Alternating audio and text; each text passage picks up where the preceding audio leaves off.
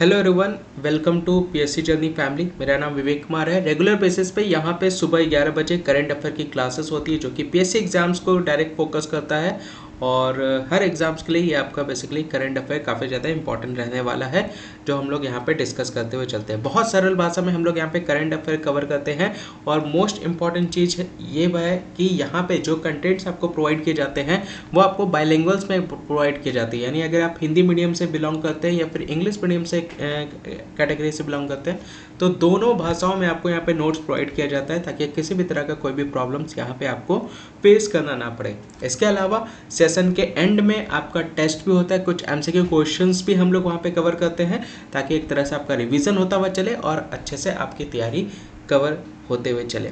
ठीक है, तो हर दिन की तरह आज भी हम लोग करंट अफेयर की क्लास की शुरुआत करने से पहले हम लोग एक कोटेशंस कवर करेंगे जो कोटेशंस आप लोगों के द्वारा लिखा जाता है। देखिए, जितने भी लोग यहाँ पे इस वीडियो को देख रहे हैं सभी लोग की एक ड्यूटी है कि आप रोज़ सुबह इस वीडियो को प्ले करने के टाइम सबसे पहले एक मोटिवेशनल कोट कमेंट सेक्शन में आप मेंशन करें। जैसे आज के डेट में आपको यहाँ पे देखने को मिलेगा कृष्ण मोहन झा के द्वारा एक बहुत अच्छी बात यहाँ पे कोटेशंस के रूप में कमेंट सेक्शन में मेंशन की गई थी जो यहाँ पे आपके सामने है। अगर जीवन में सफलता प्राप्त करनी है तो अगर आपको सक्सेस पाना है इस लाइफ में, तो जो आपने सोच रखा है, जो आपका लक्ष्य है, उस लक्ष्य को अगर आपको प्राप्त करना है तो मेहनत पर विश्वास करें। ये ध्यान रखिएगा, ये वर्ड बहुत ज़्यादा इंपॉर्टेंट है। आपको किसी के बहकावे में नहीं आता, कोई भी शॉर्ट फॉर्म्स वगैरह या शॉर्टकट रास्ता आपको नहीं अपनाना है। मेहनत से पीछे नहीं हटना है, मेहनत के ऊपर आपको ट्रस्ट करना पड़ेगा और आपको मेहनत करने ही पड़ेंगे। बिना मेहनत के कोई भी कार्य सफल नहीं होता। तो उसी तरह से अगर आपको अपने लक्ष्य के प्राप्ति करनी है तो लक्ष्य को आपको अचीव करना है तो उसके लिए आपको संघर्ष करना पड़ेगा, मेहनत करनी पड़ेगी। तो मेहनत पर विश्वास करना पड़ेगा। किस्मत की आजमाइश तो जुए में भी होती है, ये ध्यान रखते चलेगा। ठीक है, तो मेहनत से पीछे नहीं हटना है। जो आपका गोल है, जो अपकमिंग एग्जाम्स है, उसको पूरी तरह से लगन से उसके ऊपर मेहनत से लग जाइए ताकि अपकमिंग एग्ज़ाम जो कि आपका 67वां का होने वाला है प्रीलिम्स का, उसको आप अच्छे से क्वालिफाई कर सकें। ठीक है, आइए स्टार्ट करते हैं आज का करेंट अफेयर 25/5/2022। सबसे पहला न्यूज़ आपके सामने ये रहा। कौन है ये महान पर्सनालिटी, आइडेंटिफाई करें। कौन है ये महान पर्सनालिटी, आइडेंटिफाई करें। तो ये बेसिकली जो है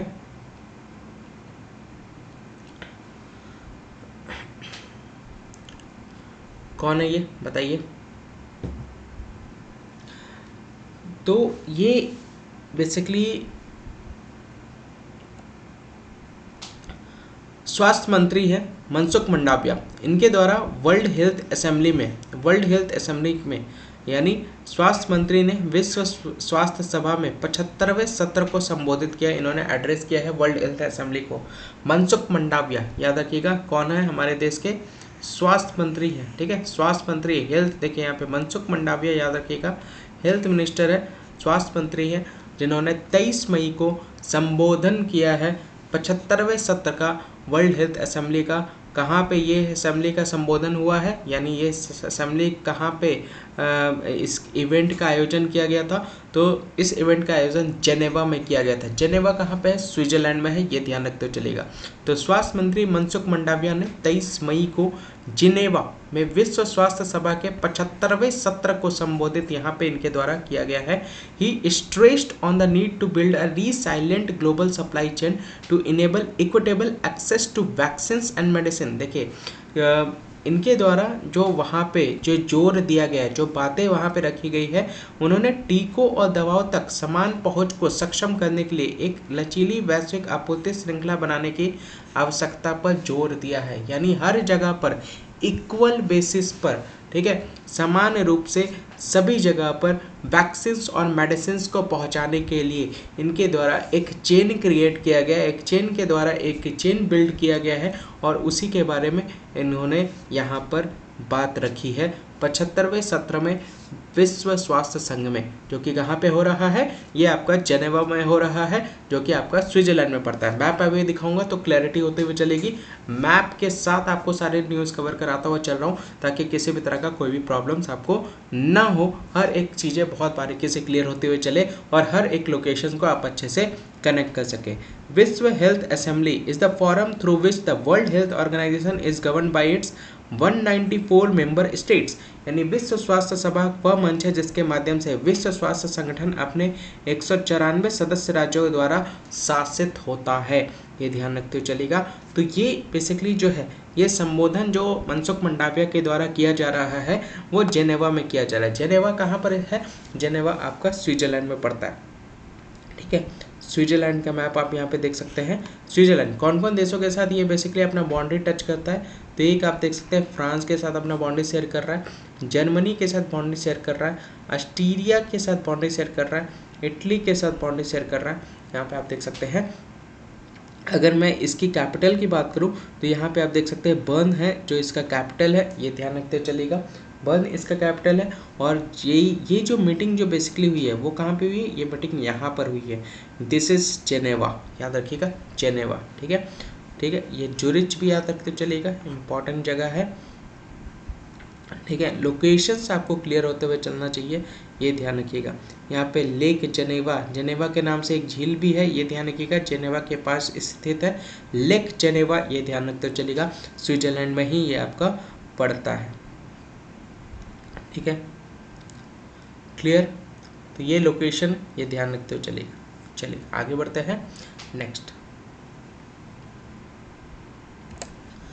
NSDL technology trust and research के बारे में यहाँ पे बात कही जा रही है।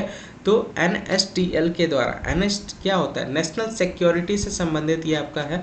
NSDL लॉन्चेस मार्केट का एकलव्य एक्सप्रेस इन 75 सिटीज़, यानी NSDL ने 75 शहरों में मार्केट का एकलव्य एक्सप्रेस को यहाँ पे लॉन्च किया है।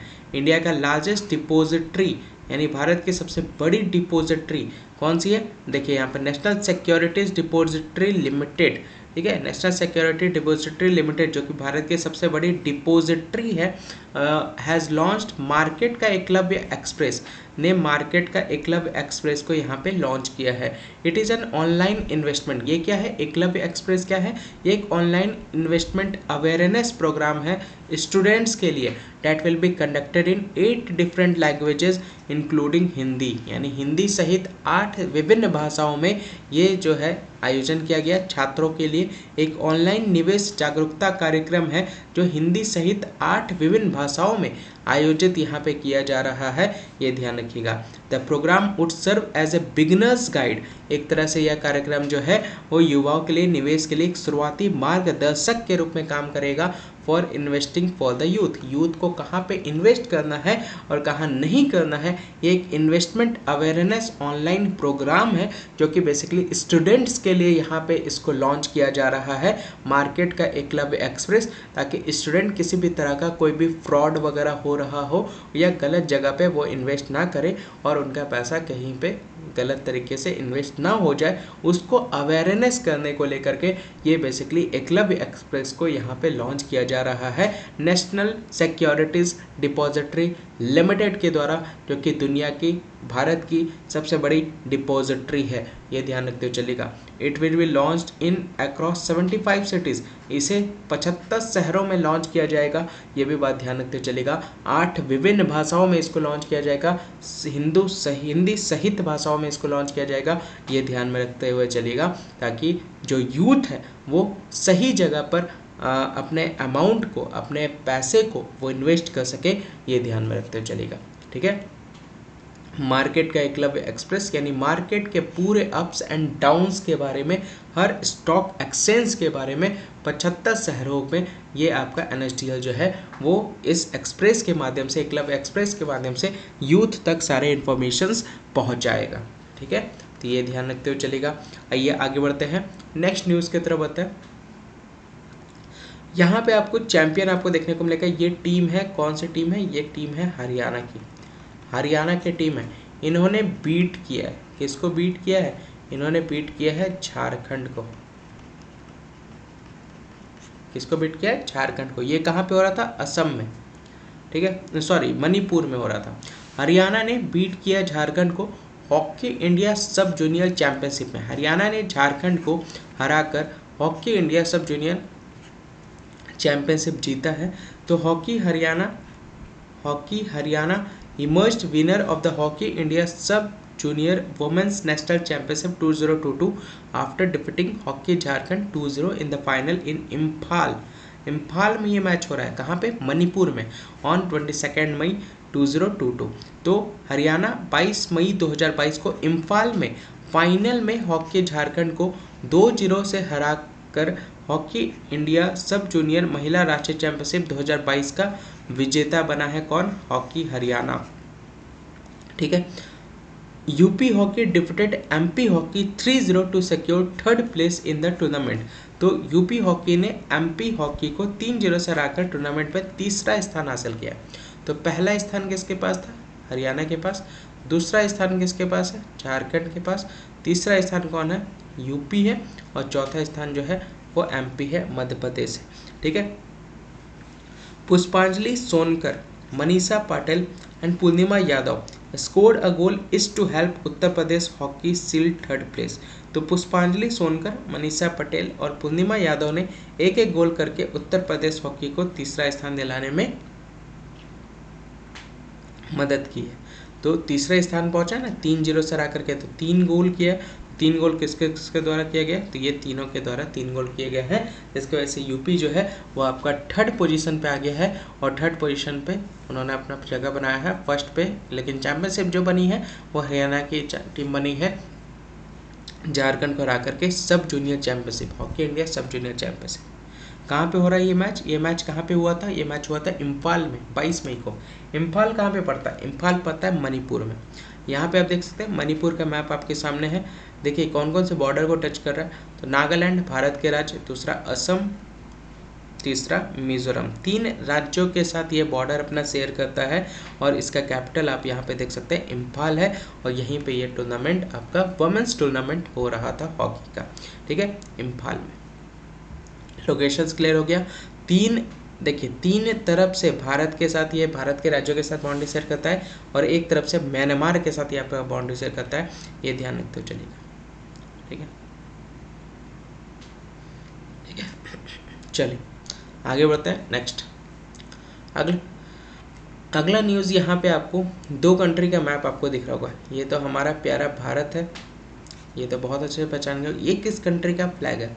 वीडियो को पॉज कीजिए और कमेंट सेक्शन में आंसर कीजिए किस कंट्री का ये फ्लैग है। ये आपको कमेंट सेक्शन में आंसर करना है, ठीक है। वीडियो को पॉज कीजिए, होमवर्क 1, और उसके बाद फिर प्ले कीजिएगा। डन। तो ये बेसिकली जो है श्रीलंका। तो जिन जिन लोगों ने कमेंट सेक्शन में श्रीलंका लिखा होगा उनका आंसर बिल्कुल सही है, ठीक है। अब श्रीलंका के द्वारा 500 मिलियन लोन यहाँ पे इंडिया से जो है वो कर्ज मांगा गया है। तो श्रीलंका ने भारत से 50 करोड़ डॉलर, जो कि लगभग कितना पड़ता है, 50 करोड़ डॉलर का कर्ज मांगा है भारत से।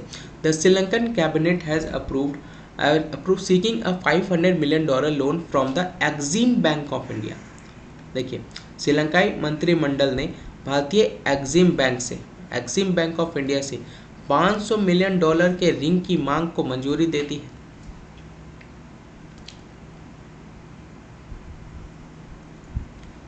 It is for the purchase of petroleum products amid a severe foreign exchange crisis in the island nation। ये किस लिए है? इतना रुपए क्यों मांगी जा रही है? तो यह द्वीप राष्ट्र में गंभीर विदेशी मुद्रा संकट के बीच, यानी यहाँ पे ऑलरेडी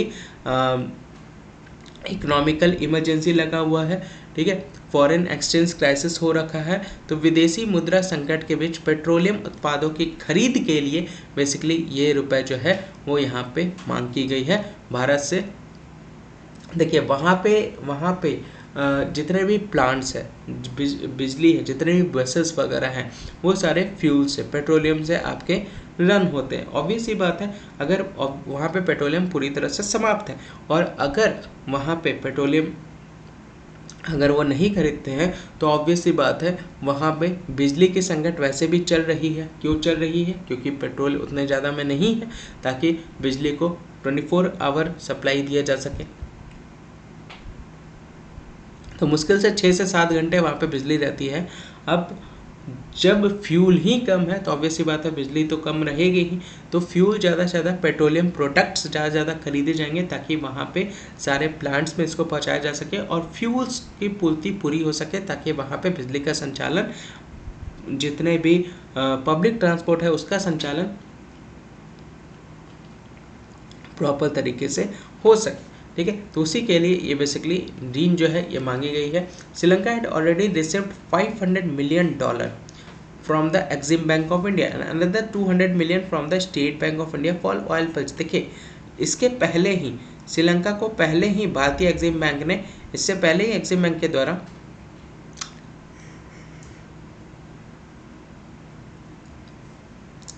श्रीलंका को पहले ही भारतीय एक्सिम बैंक से $500 million और तेल खरीद के लिए भारतीय स्टेट बैंक से $200 million प्राप्त हो चुके हैं।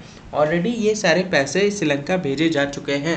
अब इसके अलावा एडिशनल यहाँ पे मांग की जा रही है $500 million और की, ताकि वहाँ पे और भी और पेट्रोलियम प्रोडक्ट्स की रिक्वायरमेंट है वो भी वहाँ पे पूरी की जा सके, उसको वो खरीद सके और वहाँ पे जो ज़रूरत की चीज़ें हैं वो सारी चीज़ें वहाँ पे सप्लाई हो सके। ठीक है, तो ये बेसिकली आप श्रीलंका की स्थिति आप देख सकते हैं, कितनी दयनीय स्थिति वहाँ पे आपको देखने को मिलेगा, वहाँ पे अभी आपको देखने को मिलेगा। तो ये स्थिति आपकी इस कहते हैं ना कि अगर किसी घर में कोई प्रॉब्लम होता है तो पड़ोसी सबसे पहला जो होता है वो उसका साथ देता है, वैसे ही भारत भी उसी तरह से एक पड़ोसी के रूप में श्रीलंका का हाथ में हाथ थामे हुए है और हर तरह की जो चीज़ें हैं, जो चीज़ों की कमी है वो सारी कमी पूर्ति करने में सबसे अग्रणी देश में ये आपका भारत जो है वो श्रीलंका के साथ खड़ा है। तो ये ध्यान में रख सकते हैं। अगले न्यूज़ की तरफ बढ़ते हैं। यहाँ पे आप देख सकते हैं travel and tourism development index 2021 की बात यहाँ पे कही जा रही है। वर्ल्ड इकोनॉमिक फोरम का है स्टेटस रिपोर्ट है, ये ध्यान रखिएगा। तो top 10 economics enabling travel and tourism development यहाँ पे आप देख सकते हैं। तो कहाँ पे top 10 economics enabled travel and tourism development में सबसे पहले जापान,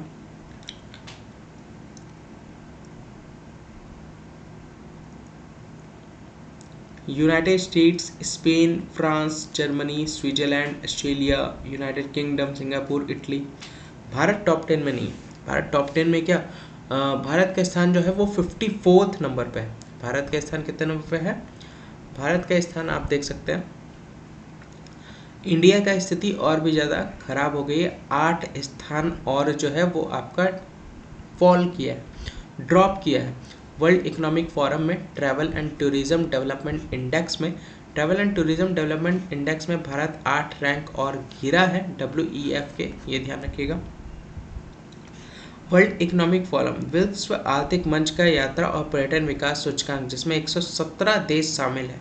ये रिपोर्ट कितने देशों की टोटल बनी है? तो टोटल 117 देशों की ये रिपोर्ट यहाँ पे तैयार की गई है, जो कि रिलीज किया गया है। ठीक है, विश्व आर्थिक मंच में travel and tourism development index ये यहाँ पे जारी किया गया है। जापान जो है वो टॉप पे है, फिर US, स्पेन, फ्रांस, जर्मनी, ये सारे टॉप पे आपको देखने को मिलेंगे।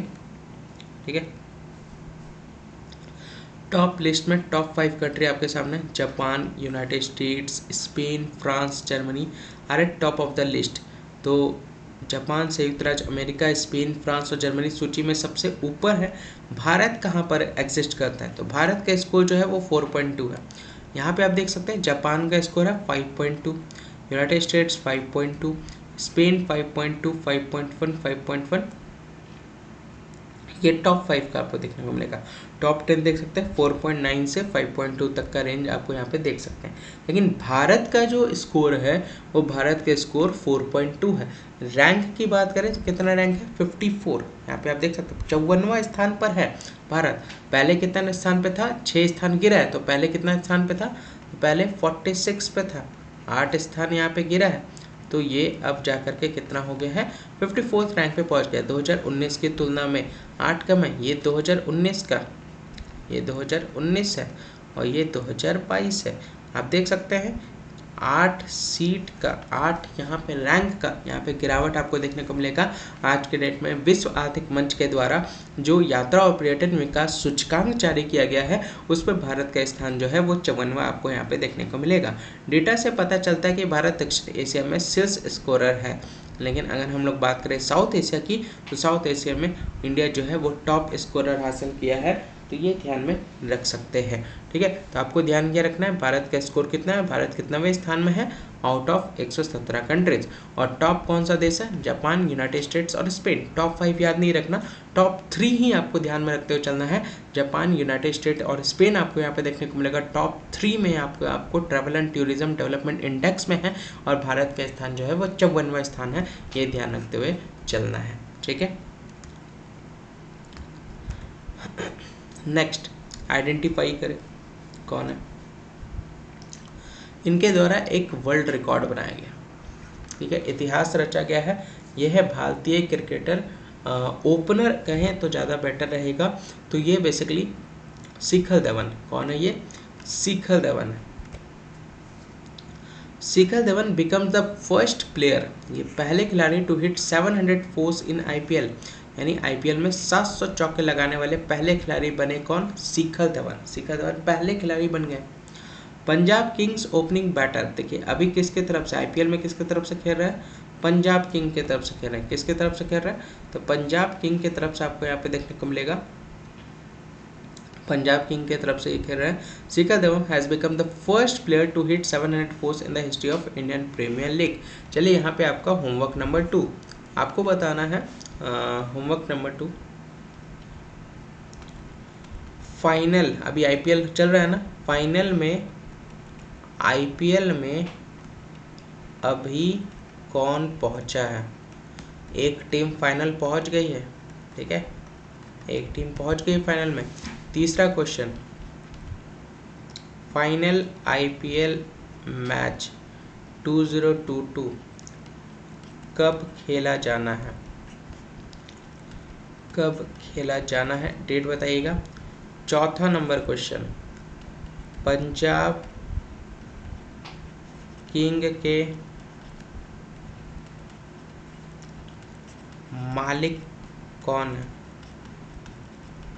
मालिक बताना, ऑनर बताना, ठीक है, पंजाब किंग्स 11 की, ठीक है।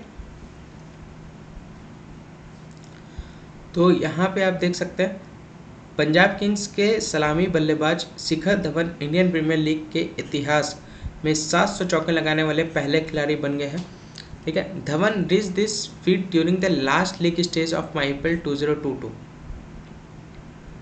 ठीक है। तो धवन ने 22 मई 2022 को PBKS, ठीक है, पंजाब किंग्स और सनराइजर हैदराबाद के बीच आईपीएल 2022 के आखिरी लीग चरण के मैच के दौरान यह उपलब्धि हासिल की है, ये ध्यान रखते हुए चलेगा। 22 मई को he is followed by David Warner. इसके पीछे कौन आपको प्लेयर देखने को मिलेंगे, डेविड वार्नर और विराट कोहली भी आपको पीछे पीछे देखने को मिलेंगे। तो 700 यहाँ पे शिखर धवन के द्वारा 4 लगाया गया, बाकी डेविड वार्नर के तरफ से 577, यानी दूर दूर तक नहीं है, और 576 विराट कोहली, टॉप 3। तो डेविड वार्नर, विराट कोहली क्रमशः 577 और 576 चौकों के साथ आपको सेकंड और थर्ड नंबर पे आपको देखने को मिलेंगे, सेकंड और थर्ड नंबर पे आपको देखने को मिलेंगे। फर्स्ट नंबर पे तो शिखर धवन है, ठीक है। 4 क्वेश्चन दे दिया आप लोग को होमवर्क का, होमवर्क करते हुए चलिएगा सभी लोग। कमेंट सेक्शन में आइडेंटिफाई करें, बहुत इंपॉर्टेंट पर्सनालिटी है, जल्दी से वीडियो पॉज करें और आंसर बताएं ये कौन है। होमवर्क नंबर 5, होमवर्क नंबर 5, चलिए हिंट देता हूँ। New lieutenant governor of Delhi, Delhi के नए लेफ्टिनेंट गवर्नर है, ये ध्यान रखते हुए चलेगा, ठीक है। इनका नाम क्या है, Vinay Kumar Saxena. Vinay Kumar Saxena appointed new lieutenant governor of Delhi, new lieutenant governor of Delhi. तो विनय कुमार सक्सेना बने दिल्ली के नए उपराज्यपाल, ये ध्यान रखिएगा। Vinay Kumar Saxena has been appointed new lieutenant governor of Delhi. तो विनय कुमार सक्सेना को दिल्ली का नया उपराज्यपाल नियुक्त किया गया है। तो born on March 23, 1958, Saxena is currently the chairman of the Khadi and village industries commission. यानी 23 मार्च 1958 को जन्मे सक्सेना वर्तमान में खादी और ग्रामोद्योग आयोग के अध्यक्ष हैं।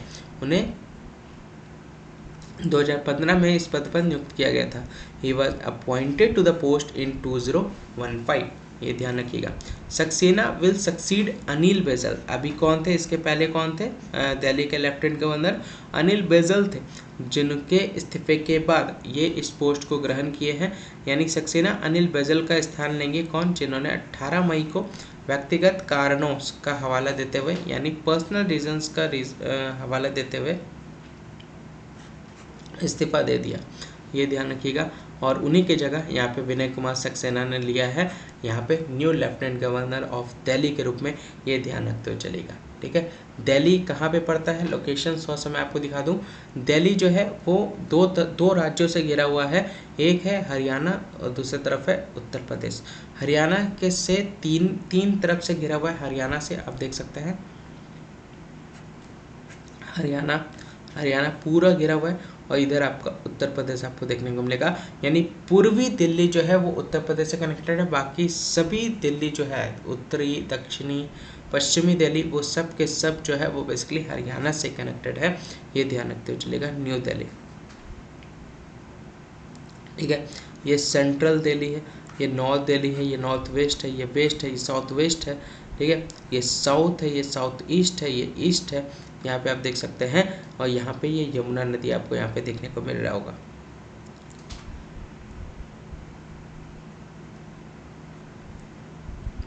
इंडिया गेट यहाँ पे आपको, Connaught place, Karol Bagh, Rajouri garden सब आपको यहाँ पे देखने। Indira Gandhi international airport, new Delhi railway station, ये सारे लोकेशन आप यहाँ पे देख सकते हैं। Safdarjung airport, Delhi university campus, ये सारे लोकेशन आपको यहाँ पे देखने को मिलेगा। ठीक है। चलिए आगे बढ़ते हैं। नेक्स्ट न्यूज़ की तरफ। बहुत इंपॉर्टेंट न्यूज़ है। कल भी इस न्यूज़ से रिलेटेड एक एमसीक्यू था जो हम लोगों ने कवर किया था। अभी बेसिकली सभी क्वाड समिट हो रहा है। क्वाड समिट पढ़ाया था ना, quad summit.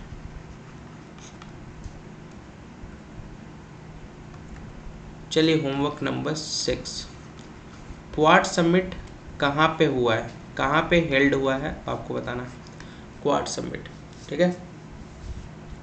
India US sign investment incentive agreement. तो इसी क्वाड समिट में भारत और अमेरिका ने इन्वेस्टमेंट इंसेंटिव एग्रीमेंट पे हस्ताक्षर किया है। ये ध्यान रखते चलेगा। भारत और अमेरिका ने टोक्यो में, कहाँ पे ये हो रहा है? ये टोक्यो में हुआ है। ठीक है। निवेश प्रोत्साहन समझौते पर इन्होंने हस्ताक्षर किया है। ये ध्यान रखते हुए चलेगा। India and the United States of America signed an investment incentive agreement in Tokyo, Japan on 23 मई। कब इन्होंने साइन किया? भारत और संयुक्त राज्य अमेरिका ने 23 मई को टोक्यो, जापान में एक निवेश प्रोत्साहन समझौते पर हस्ताक्षर किया है। ये ध्यान रखिएगा। The agreement was signed by India's foreign secretary Vinay Kwatra and chief executive officer of US international development finance corporation Scott Nathan. तो समझौते पर भारत के विदेश सचिव विनय क्वात्रा और US international development finance corporation के मुख्य कार्यकारी अधिकारी स्कॉट नाथन ने हस्ताक्षर किए हैं। और ये एग्रीमेंट जो है वो supersedes another similar pact signed between the government of India and the US in 1997। तो यह समझौता 1997 में भारत और अमेरिका की सरकारों के बीच हस्ताक्षरित एक और समान समझौते का स्थान।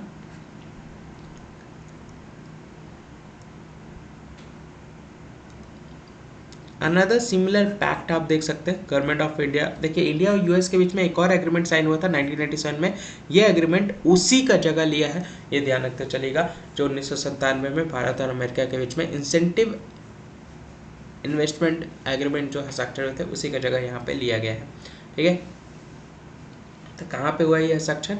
ये टोक्यो में हुआ है। टोक्यो में, कहाँ पे? Tokyo, Japan. ठीक है।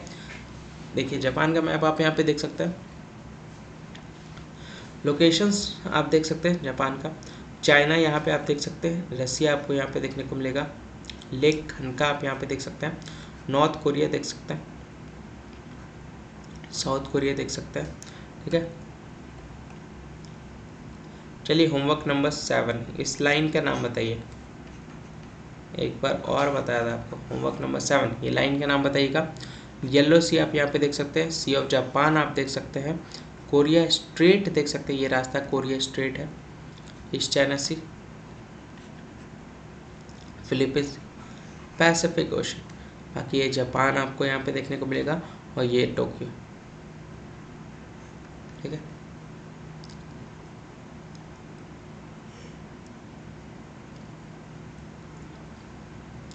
एक और होमवर्क यहाँ पे लिख लीजिए, होमवर्क नंबर 8। आपको बताना है नागासाकी, ठीक है, और हिरोशिमा, इन दोनों जगह पर किस समय बॉम्ब गिराया गया था अमेरिका के द्वारा। ठीक है, डेट बताना, डेट बताना।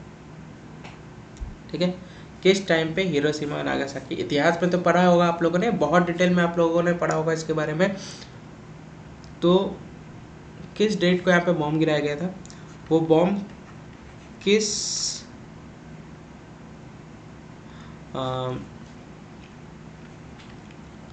तत्व का बना था, ये भी आपको बताना है, किस तत्व का बना था।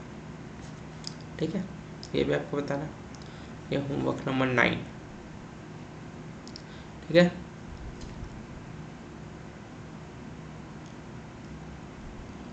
होमवर्क नंबर 7 आप यहाँ पे देख सकते हैं, ये वाले लाइन के बारे में बताना है जो नॉर्थ कोरिया साउथ कोरिया को अलग करता है। 8 आपको बताना है हिरोशिमा नागासाकी पे बम किस समय गिराया गया था, और वो बम किस तत्व का बना था, किस एलिमेंट का बना था, वो आपको बताना है। इंग्लिश में तत्व को क्या कहते हैं, एलिमेंट कहते हैं। किस एलिमेंट का बना था वो आपको बताना। ठीक है, क्लियर। चलिए आगे बढ़ते हैं नेक्स्ट न्यूज़ की तरफ। आइडेंटिफाई करें इनको, कौन है ये, इनको अभी पुरस्कृत किया गया है लाइफ टाइम अचीवमेंट अवार्ड से। तो इनका नाम है AR वेंकटचलपति को लाइफ टाइम अचीवमेंट अवार्ड के लिए यहाँ पे चुना गया है। AR वेंकटचलपति को लाइफ टाइम अचीवमेंट अवार्ड के लिए चुना गया है। इतिहासकार और Madras institute of development studies के professor AR Venkatachalapathy has been selected for the lifetime achievement award, IL award जिसको भी कहते हैं।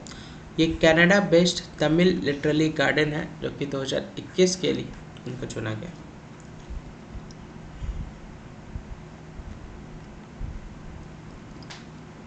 – 2021 के लिए कनाडा स्थित तमिल लिटरेरी गार्डन के लाइफ टाइम अचीवमेंट अवार्ड के लिए इनको चुना गया है EL अवार्ड।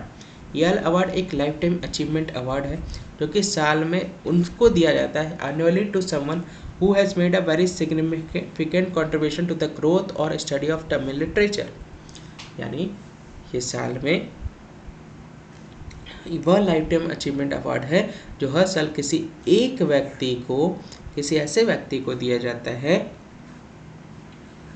जिसने तमिल साहित्य के विकास या अध्ययन में बहुत महत्वपूर्ण योगदान दिया है। तो ये ध्यान रखिएगा।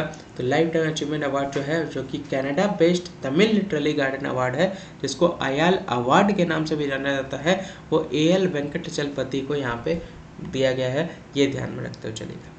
ठीक है, आइडेंटिफाई करें। वीडियो पॉज कौन है ये, जल्दी बताइए। कुछ होमवर्क नंबर 10 बताइए, वीडियो पॉज करके नाम बताइए कौन है, कमेंट सेक्शन में आंसर कीजिए।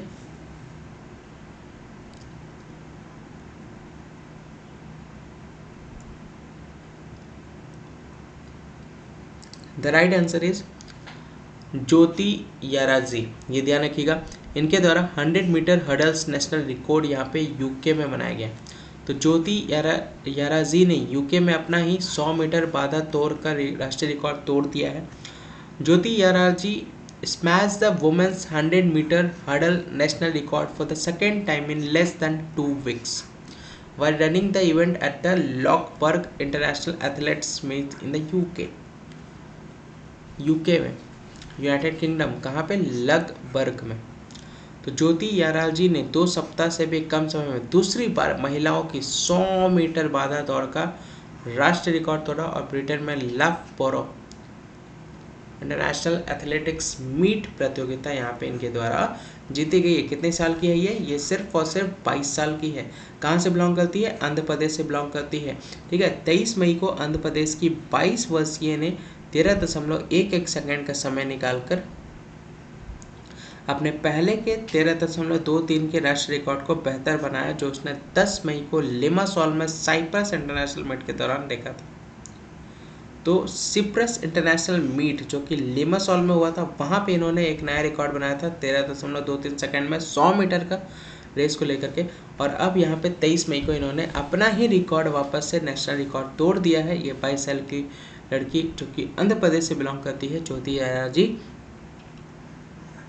इन्होंने लफबोरो में 13.11 सेकंड में 100 मीटर का रेस जो है वो पूरा किया।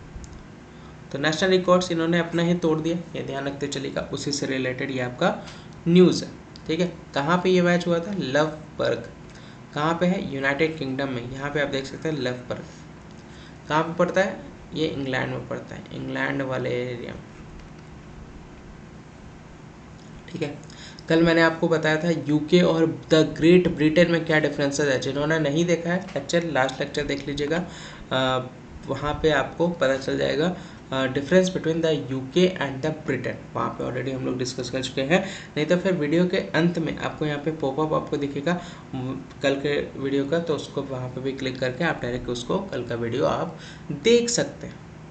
ठीक है, आंसर करते हुए चले। देखिए 2-3 चीज़ें हैं जो मुझे आपसे रिक्वायरमेंट है।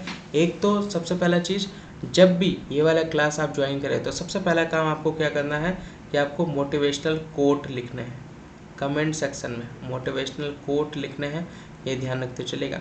दूसरा सबसे बड़ा काम जो यहाँ पे आपको देखने को मिलेगा, वो आपको क्या करना है, जितने भी होमवर्क्स आपको मिल रहे हैं वो सारे होमवर्क्स पूरे होने चाहिए। ठीक है, ये ध्यान रखते चलेगा। ठीक है, होमवर्क करिए, करते हुए चलिए। सभी लोग, जितने भी लोग वीडियो देख रहे हैं, ये ध्यान में रखते चलिए। लास्ट में आपको क्या करना है, जो लास्ट में जो MCQ है, वो MCQ में आपको क्या करना है, क्वेश्चन देखते ही वीडियो को पॉज कीजिए, अपना आंसर लिखें, फिर प्ले करके क्रॉस चेक कीजिए कि आपका आंसर सही है कि नहीं है। ठीक है, ये आपको करते हुए चलना है। और अगर मैं बात करूँ तो जितने मार्क्स आप हासिल करेंगे MCQ में, वो भी आपको कमेंट सेक्शन में मेंशन करना है ऑनेस्टली। सपोज कीजिए 4 क्वेश्चन में सही हुआ 10 क्वेश्चन में से, तो 4/10 आपको लिख देना है कमेंट सेक्शन में। ठीक है, इतना तो कर ही सकते सभी लोग। ये टूर्नामेंट कहाँ पे हो रहा था? लवबर्ग में हो रहा था, यूनाइटेड किंगडम में। ये आपको टूर्नामेंट आपको देखने को मिलेगा, जो कि ज्योति याराल जी के द्वारा ये आपका इवेंट जीता गया।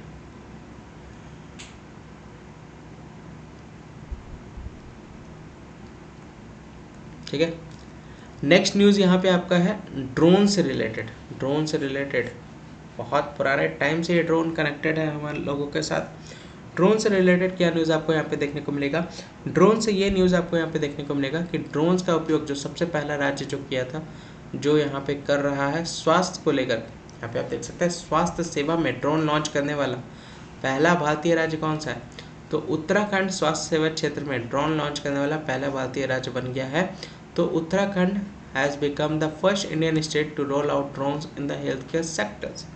ठीक है, Uttarakhand has become the first Indian state to roll out drones in the healthcare sector. The company has recently opened a commercial drone corridor between Uttarkashi and Dehradun. Uttarakhand governor Gurmeet Singh, ठीक है, तो हाल ही में कंपनी ने उत्तरकाशी और देहरादून के बीच अपना कमर्शियल ड्रोन कॉरिडोर खोला है। और उत्तराखंड के राज्यपाल जो है वो गुरमीत सिंह है और यहाँ के मुख्यमंत्री पुष्कर सिंह धामी। ठीक है, तो ये ध्यान रखते चलेगा। उत्तरकाशी और देहरादून के बीच कमर्शियल ड्रोन कॉरिडोर जो है वो ओपन किया गया है। जितने भी तरह के स्वास्थ्य सेवा है, वो सारे के सारे स्वास्थ्य सेवा यहाँ पे जितने भी पॉसिबिलिटी हो सके उससे ड्रोन से कवर कराने की शुरुआत की गई है।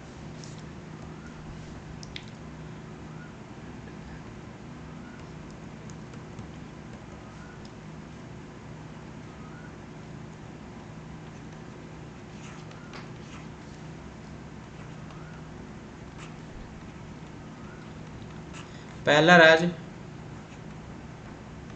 जिसने ड्रोन की सहायता से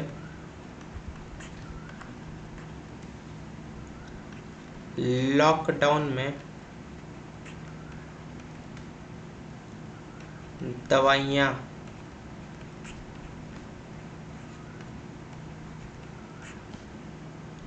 वितरित की थी। दूसरा राज्य का नाम है दूसरा राज्य का नाम आपको बताना है लॉकडाउन में जिसने दवाइयों का जो बेसिकली डिलीवर वो ड्रोन की सहायता से वो कर रहे थे, मेडिसिन या वैक्सीन हो जाए। ठीक है, तो क्या बोला है, उत्तरकाशी से देहरादून। आप देख सकते हैं यह है उत्तराखंड का मैप। हिमाचल प्रदेश को टच करता है, उत्तर प्रदेश को टच करता है, 2 राज्य को टच करता है और 2 अंतर्राष्ट्रीय देश को भी यह टच करता है। तो उत्तरकाशी और देहरादून के बीच में बेसिकली आपको देखने को मिलेगा टेहरी गढ़वाल, हरिद्वार, चमोली, बागेश्वर, पिथौरागढ़, पौड़ी गढ़वाल, अल्मोड़ा, नैनीताल, कंपवाट, धमसिंह नगर। ठीक है, ये ध्यान रखते हुए चलेगा। तीनों को जल्दी से आइडेंटिफाई करें, आइडेंटिफाई तीनों को करें। तीनों का नाम क्या क्या है जल्दी से बताइए, तीनों का नाम क्या है जल्दी से। वीडियो का पॉज कमेंट सेक्शन में आंसर करें, फिर वीडियो को प्ले करते हुए चलिए।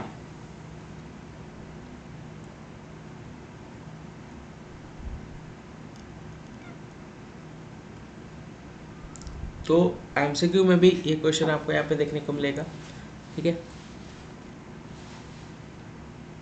गौतम अदानी, करुणा नंदी और तीसरे जो हैं वो बेसिकली खुर्राम परवेज। तो टाइम्स के 100 सबसे प्रभावशाली लोगों में गौतम अडानी, करुणा नंदी आपको यहाँ पे देखने को मिलेगा। 100 मोस्ट टाइम्स मैगजीन में 100 मोस्ट इन्फ्लुएंशियल पीपल जो आपको देखने को मिलेगा वो उसमें भारत के गौतम अदानी, करुणा नंदी और खुर्राम परवेज भी आपको शामिल है। सुप्रीम कोर्ट के वकील करुणा नंदी, ठीक है, वकील है। Business tycoon Gautam Adani, tycoon, business tycoon आप देख सकते हैं। और प्रोमिनेंट कश्मीरी ह्यूमन राइट एक्टिविटिस्ट यानी प्रमुख कश्मीरी मानवाधिकार कार्यकर्ता खुर्रम परवेज को टाइम पत्रिका द्वारा 2022 के दुनिया के 100 सबसे प्रभावशाली लोगों में नामित किया गया है। इस सूची को 6 श्रेणियों में बांटा गया। ठीक है, लिस्ट को यहाँ पे 6 कैटेगरी में डिवाइड किया गया है। Icons, pioneers, titans, artist, leaders and innovators. तो 6 श्रेणी में बांटा गया, icons, pioneers, titans, artist, leaders, innovators, ये सारे आप देख सकते हैं।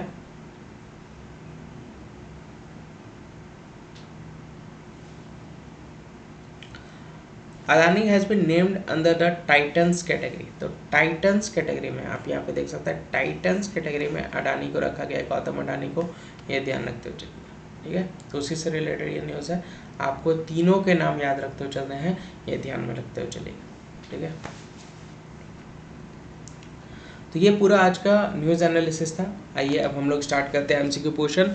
एमसीक्यू पोर्शंस की शुरुआत करने से पहले आपको क्वेश्चंस को ध्यान से पढ़ना है, वीडियो को पॉज करना है, अपने आंसर कमेंट सेक्शन में करने हैं, फिर वीडियो को प्ले करना है और क्रॉस चेक करना है कि आपके आंसर सही हुए कि नहीं सही हुए। ध्यान रखते हुए चलेगा कितने क्वेश्चन आपके सही हुए हैं, और अंत में आपको कमेंट सेक्शन में भी मेंशन करना है कि कितने स्कोर आपने अचीव किया, और उसको कमेंट सेक्शन में ही आपको मेंशन करना है। ठीक है, पहला क्वेश्चन आपके सामने ये रहा,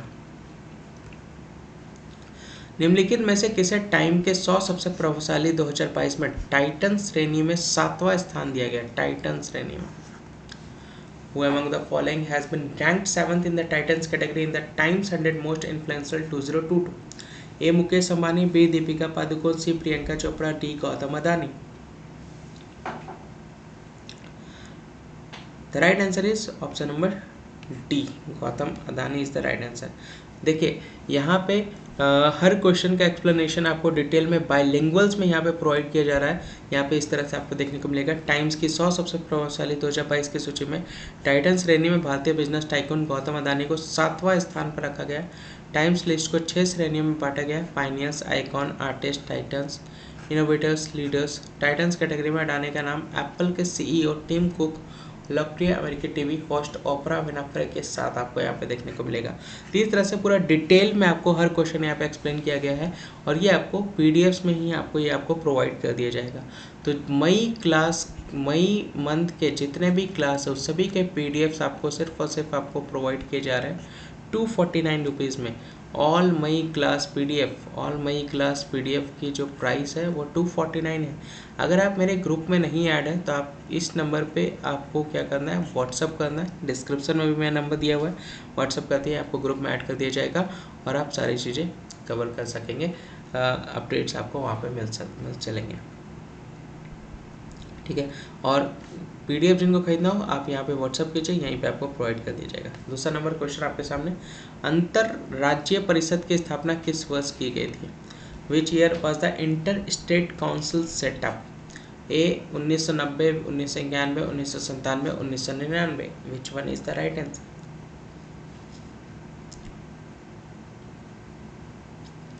the right answer is option number ए, 1990 में इसकी स्थापना की गई थी, ठीक है। दिल्ली के नए उपराज्यपाल के रूप में किसे नियुक्त किया गया है? Who has been appointed as a new lieutenant governor of Delhi? Vinay Kumar Saxena, Rajiv Mehrishi, Sushil Chandra, Rakesh Asthana. The right answer is option number A, Vinay Kumar Saxena, option number A. Next, all India backward and minority communities employees federation ने भारत बंद का आह्वान कब किया है?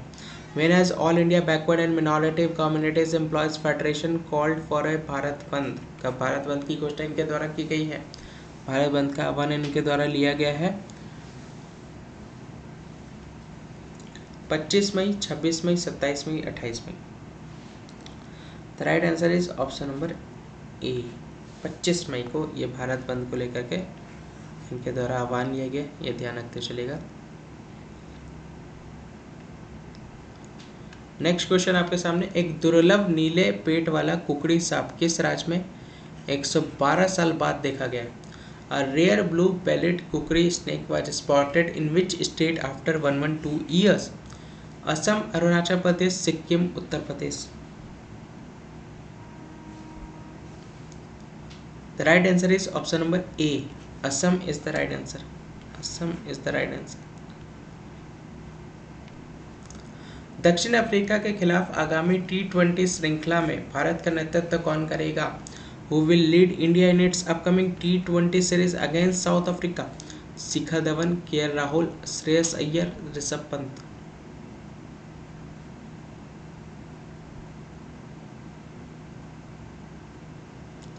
The right answer is option number B, K Rahul के द्वारा नेतृत्व किया जाएगा साउथ अफ्रीका का जो आपका टूर होगा उसमें T20 सीरीज का। ब्रह्मो समाज सुधारवादी आंदोलन की स्थापना किसने की थी? Who established the Brahmo Samaj reformist movement? Dayanand Saraswati, Raja Ram Mohan Roy, Rabindranath Tagore, Annie Besant. The right answer is option number B, Raja Ram Mohan Roy.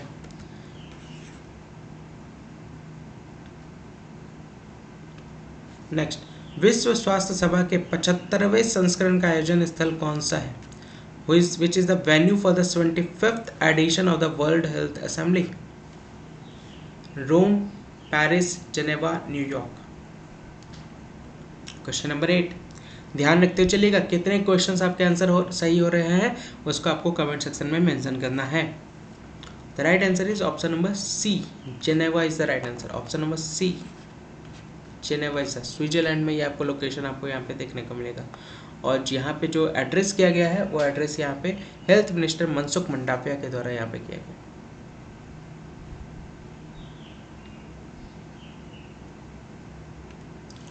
9th number question आपके सामने, कौन सा राज्य इंदिरा गांधी शहरी रोजगार गारंटी योजना लागू किया है? तो which state implements the Indira Gandhi Shahari Rozgar guarantee Yojana, ये आपको बताना।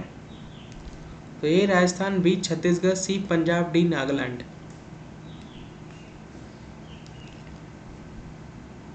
The right answer is option number A, Rajasthan. Option number A, Rajasthan. आज का अंतिम प्रश्न आपके सामने ये रहा। भारतीय नौसेना ने हाल ही में किस देश के साथ समन्वित गश्ती अभ्यास किया है? India navy recently undertook coordinated patrol CORPAT जिसका शॉर्ट फॉर्म है, exercise with which country? Bharat के नौसेना शक्तियों ने किस देश के साथ ये अभ्यास किया है? ये नॉर्थ बे ऑफ बंगाल में ये आपका अभ्यास चल रहा था कॉर्पेट का, और ये बेसिकली भारत और बांग्लादेश के बीच में ये आपका अभ्यास चल रहा है। ठीक है, तो right answer is option number C, Bangladesh.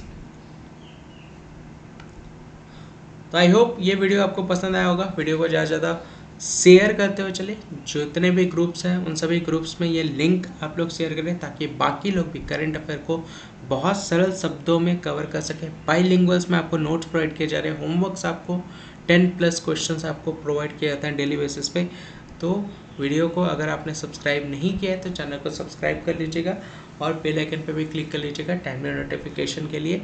ज़्यादा से ज़्यादा इसको शेयर करें। देखिए बस 3-4 लोग ही शेयर कर रहे हैं, सभी लोग नहीं शेयर कर रहे, सभी लोग शेयर करें। अगर आपको लेक्चर वाकई में पसंद आ रहा है तो जितने भी ग्रुप्स आपने बना रखे हैं उन सभी ग्रुप्स में इसको शेयर करें, ताकि बाकी लोग भी इसको ज्वाइन कर सके और रेगुलर बेसिस पे सारी चीज़ें करंट अफेयर्स में तो कवर कर सके, ताकि करंट अफेयर में किसी भी तरह का कोई भी दिक्कत उन्हें ना हो।